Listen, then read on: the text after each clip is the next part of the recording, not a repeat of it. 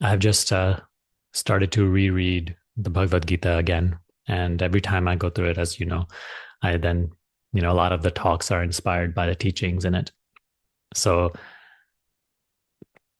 today's teaching from the Bhagavad Gita is going to help us with our practice of surrender and how to live in this world for truth without suffering,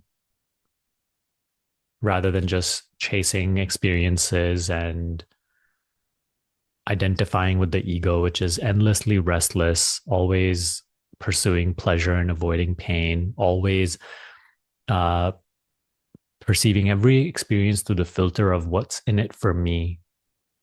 What will I have to gain? Right. So, how to dissolve that, how to live in this world established in wisdom, grounded in the wisdom of uncertainty. So, here, firstly, Krishna gives Arjun advice on how to live in the world, how to move about, how to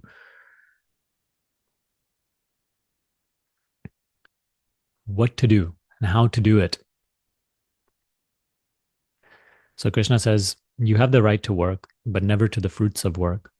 You should never engage in action for the sake of reward, nor should you long for inaction. So here, this itself is a very, very powerful instruction.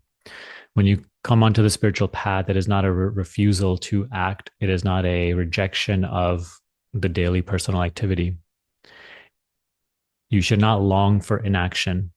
It is a very seductive thought that if I had less things to do, I would be able to practice better and become more wise. Krishna says you should not long for inaction, but also don't engage in action only for personal reward, for what is in it for me. How will I seem to profit from this? Perform work in this world, Arjuna, as a man established within himself, without selfish attachments, and alike in success and defeat. For yoga is perfect evenness of mind. And what really inspired me to share this with you today is this exact statement. Yoga is perfect evenness of mind. There's an extremely powerful instruction. Krishna is telling us no matter what life appears to be, no matter the phase of your the current phase of your journey, whether that looks like success, failure, profit, loss, do your work, handle your responsibilities, allow this experience, and practice perfect evenness of mind. We don't have to pretend that I have perfect evenness of mind. It's not about that. It's about practicing evenness of mind in those phases where the mind is usually so restless and full of suffering. It's not that if I had perfect evenness of mind, I would be able to go through this phase of life, which is so uncertain, with greater clarity. No. In the midst of our restlessness, in the midst of our fear, we have to infuse the practice of the teaching that is coming into our experience with full force.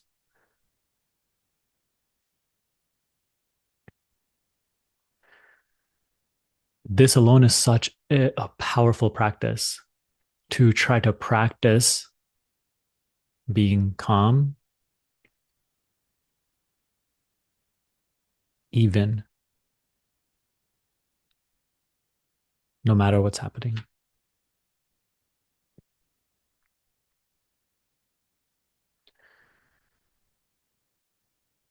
And why is it that Krishna keeps telling us to work without selfish attachments?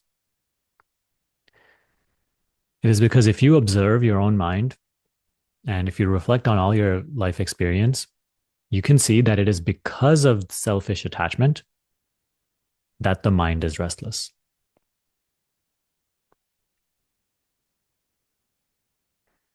It is because we are so personally concerned about what will happen to me and my life and my family and my this and my that, that we are endlessly restless. So the path of yoga, the path of self realization is not, hey, once my circumstances settle down and they reflect a feeling of certainty, security, stability, then I'll be able to practice these teachings and grow in this evenness of mind. That's what the mind is waiting for. Can you see? Hey, once my life is fine, then I'll practice these things.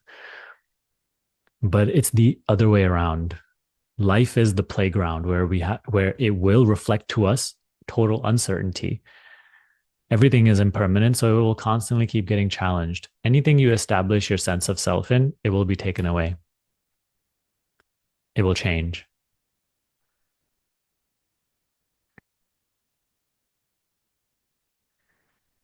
So,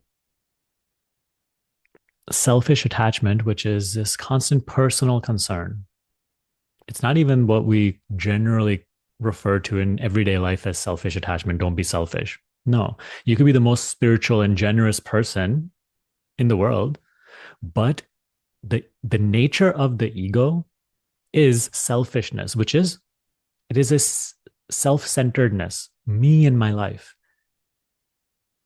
The person feels like the nucleus around which this experience revolves. That is what is being referred to as selfishness. Me. And you can see that all of our restlessness and suffering revolves around this notion of me. So that's what Krishna is guiding us to do. Whatever your commitments are, your responsibilities, your obligations, your inspirations, your creative ventures, do anything and everything that is being demanded from your current life phase without selfish attachment, without self concern, personal concern. And no matter what you're experiencing, practice evenness of mind. Be alike in success and defeat. That is how we live in the world and free ourselves from this affliction of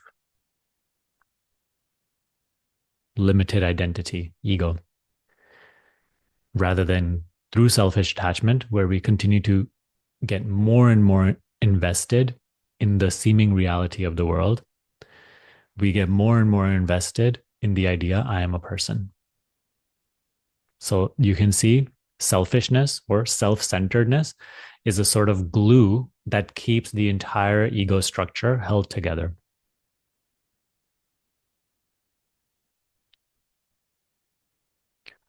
So, of course, here in the school, we really focus on meditation.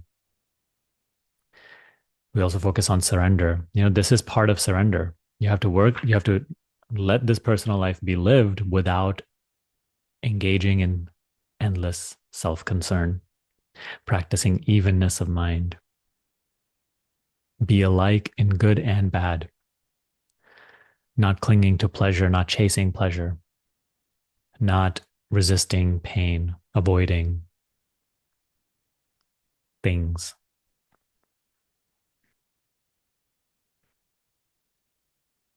Krishna says, seek refuge in the attitude of detachment, and you will amass the wealth of spiritual awareness.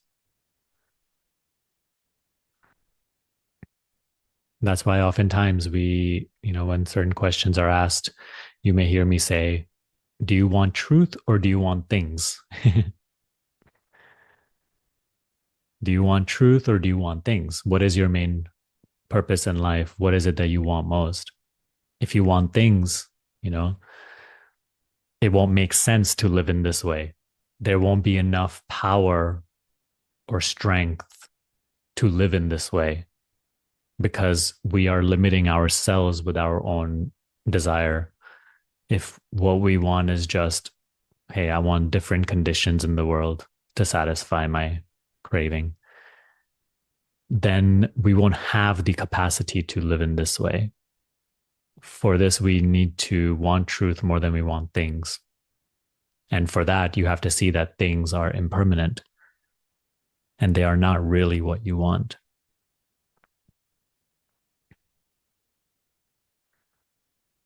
Being alike in success and defeat through the attitude of detachment or non-attachment, we amass the wealth of spiritual awareness.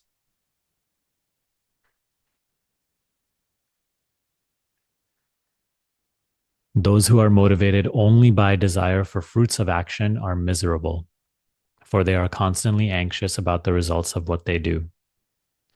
Don't look at other people, look at yourself. This is observable in your own life. Reflect on your experience and maybe even observe your current state. We are, when chasing experiences and worldly gain attached, we are miserable. So it's not only that like the world cannot satisfy our desire for happiness, but even pursuing happiness in worldly conditions and just the change from this to that is instant misery here and now, and it's observable.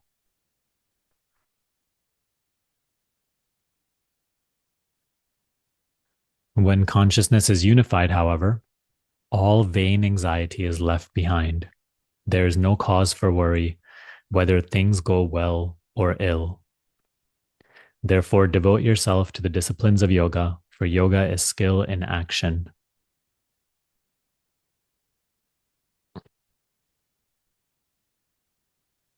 The wise unify their consciousness and abandon attachment to the fruits of action, which binds a person to continual rebirth.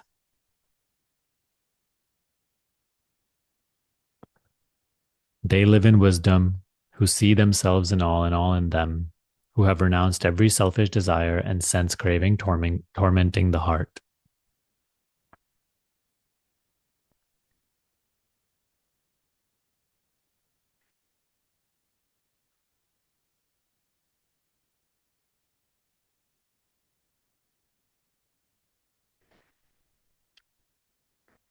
Fulfill all your duties. Action is better than inaction. Selfish action imprisons the world. Act selflessly without any thought of personal profit. Through selfless service, you will always be fruitful and find the fulfillment of your desires. This is the promise of the Creator.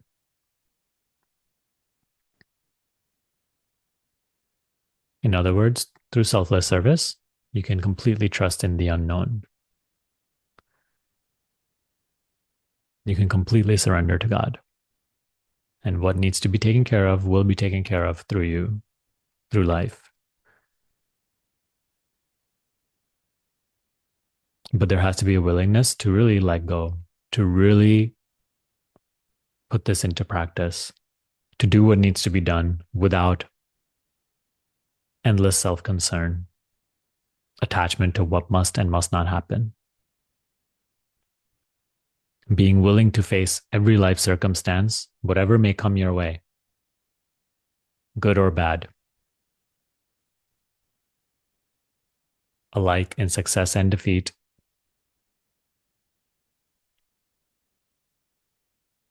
happy to be, no matter what God is giving you.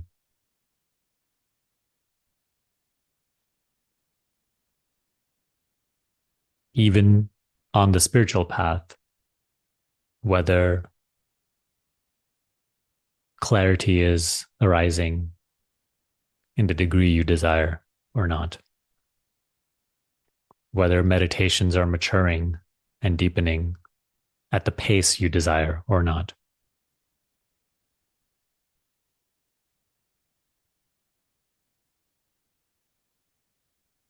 whether the results of your effort towards self realization is being rewarded in the way you expect or not. Our path, our outward path is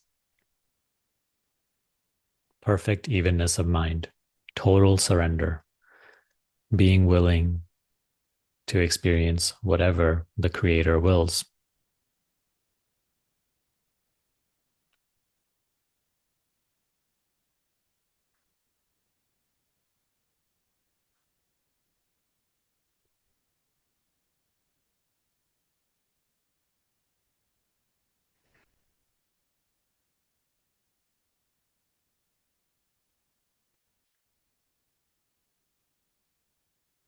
The funny thing is, the person, the mind, thinks that you'll be letting go of something very precious.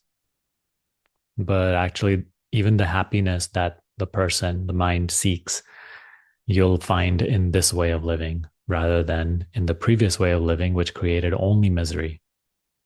But from within that state, we are too blind to notice it until a teaching comes like this and shatters that illusion.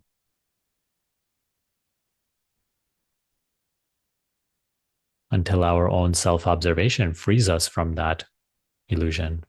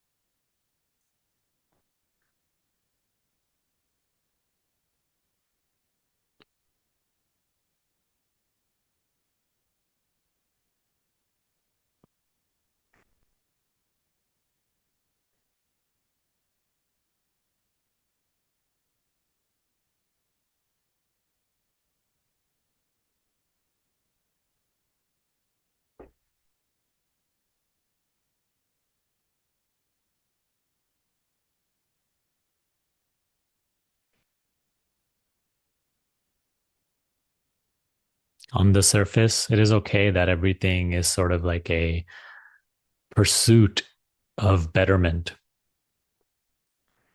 It's okay that life appears to be a journey that is going from past to future, from limitation to some sort of advancement, some betterment, some evolution. Let life appear to be that.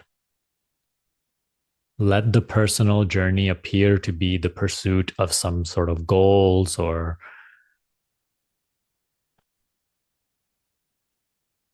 some sort of inspiration. That's okay.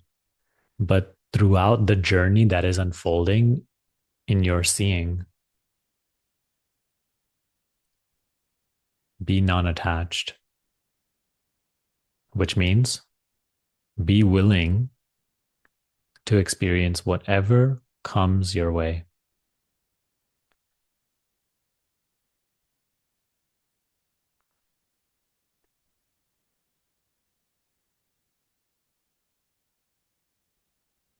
Evenness of mind is not a coldness, it is a willingness to taste all the flavors of life without self concern.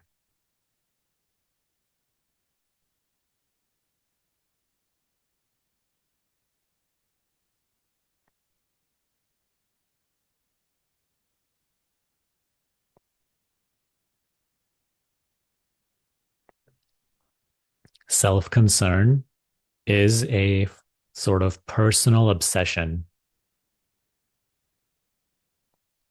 This personal obsession is the cloud which obscures self knowledge.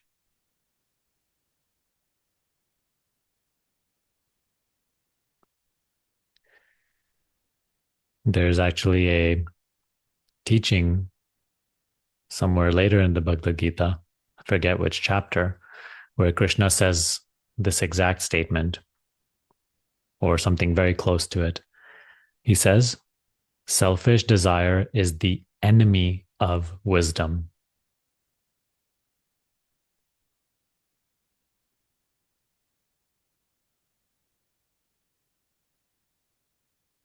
Selfish desire is the enemy of wisdom.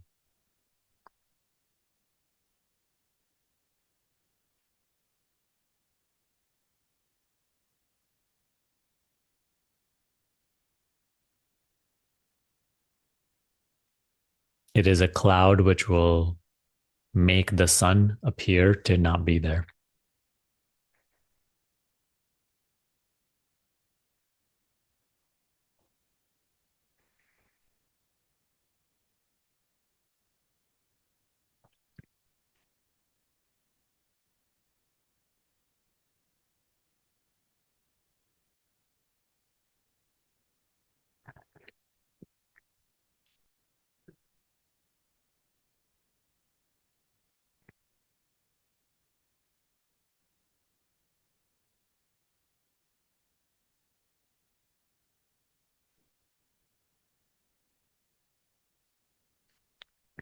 So, how to live in this way? Complete surrender to God, total trust in God. You're not trusting that God will constantly give you betterment or personal gain. You are trusting that God is always giving what you need, not even what you need only personally, what you need to grow in awareness of God.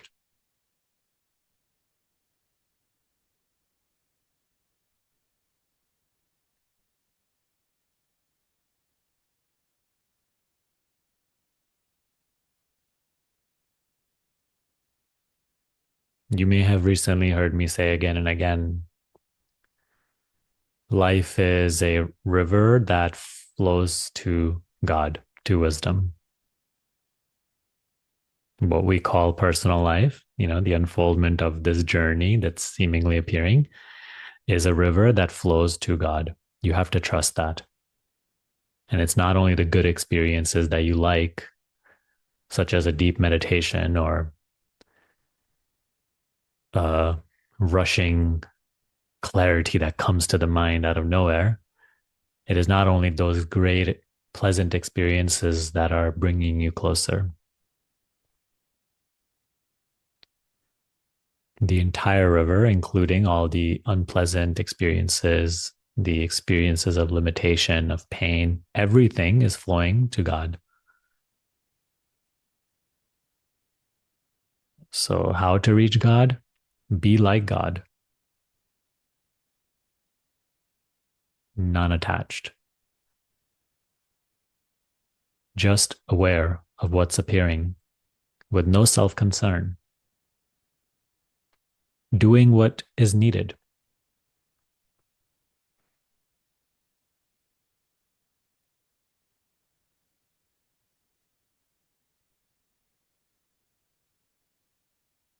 Let life appear how it is appearing.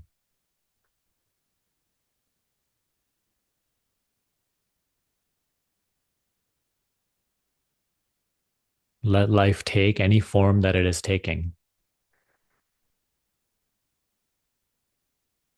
Be only its perceiver, its witness. You are not what you perceive.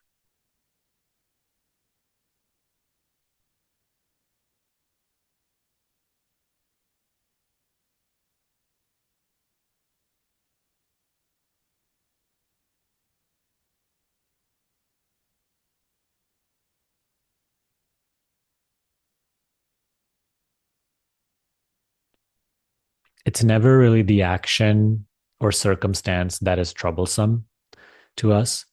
It is always this mental commentary that is relating to what's happening and what there is to be done and how that will what that will result in, whether that will be good for me.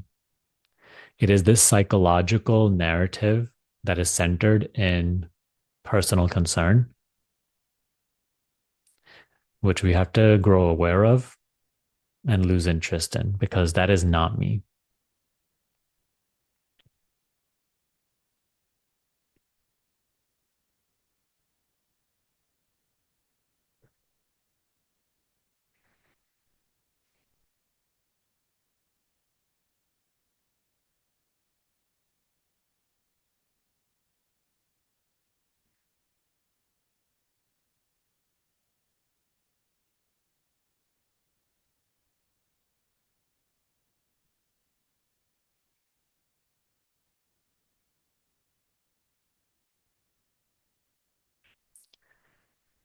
It's not that if we live in this way, nothing bad will ever happen to us. See how cunning the mind is. It's trying to strike a deal with God. Like, okay, I hear this instruction. Let me try it out. And hopefully things go well. And if they do, I'll believe in the teaching or I will live it in this way. So give me some good things. Although, in a certain way, yes, you can find refuge in this way of living. But the real refuge is not striking a deal that if I practice this, hopefully nothing bad will happen to me. God, I trust you on that. To really live in this and embody this, you must be willing to face anything that comes your way, even if that is something you think is bad, unpleasant. So it is that ultimate openness and willingness to allow life to take any form. That is what surrender is. There you go. New definition of surrender today.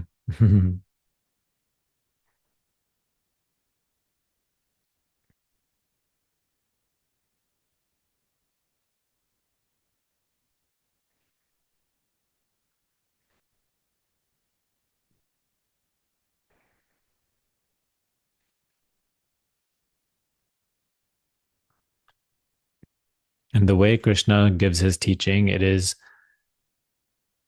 so wise because the way he asks us to live requires us to go beyond the mind. Using the mind, relying only on the psychological chatter, like you just cannot live in this way because the psychological chatter, the ego, the way the mind operates, it is just riddled with self-concern. So you to live in this way, we are forced to go beyond it, to look in a direction subtler than the mind.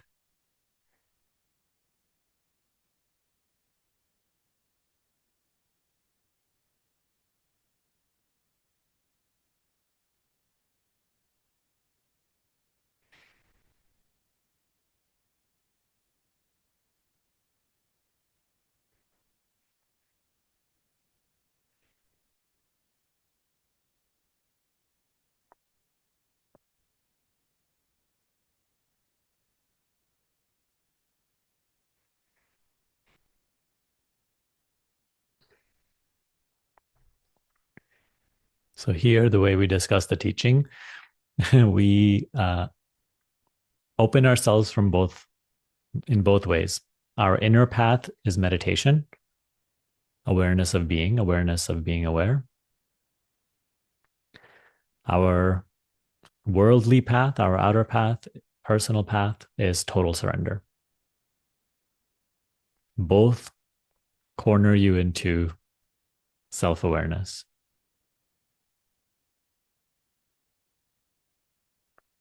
It doesn't have to be perfect. You just have to try our best.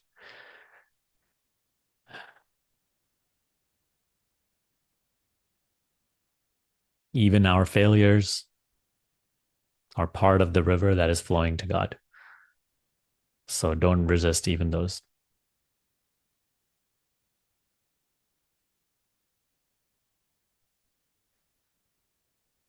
Okay, we can conclude here. Thanks for watching this video. I hope that it helped you. Make sure to download my free self-inquiry guide down below. and join our free community. You can also join Self Inquiry School, where I will work with you directly to help you awaken to your true nature more deeply. Thanks again, and see you next time.